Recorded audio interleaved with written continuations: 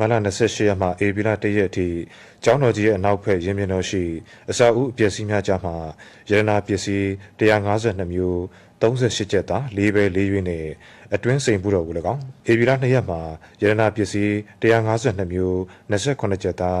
4ပဲ9ရွေးနဲ့အပြင်စိန်ပူတော်အောက်ချမ်းကို၎င်းဧပြီလ3ရက်မှာရတနာပစ္စည်း83မျိုး10ကျပ်သား17ပဲ4ရွေးကို၎င်းဧပြီလ4ရက်မှာရတနာပစ္စည်း295မျိုး42ကျပ်သား9ပဲ6ရွေးနဲ့အပြင်စိန်ပူတော်အပေါ်ချမ်းစိန်9ရက်ဒီပါကို၎င်းဧပြီလ5ရက်မှာရတနာပစ္စည်း264မျိုး48ကျပ်သား15ပဲ9ရွေးကို၎င်းဧပြီလ6ရက်မှာရတနာပစ္စည်း84မျိုး14ကျပ်သား2ပဲ3ရွေးကို၎င်းဧပြီလ9ရက်မှာရတနာပစ္စည်း124မျိုး18ကျပ်သား14ပဲ2ရွေးကို၎င်းဧပြီလ10ရက်မှာရတနာပစ္စည်း64မျိုး9ကျပ်သား5ပဲကို၎င်းဒီကနေ့အထိစုစုပေါင်းရတနာပစ္စည်းမျိုးစုံ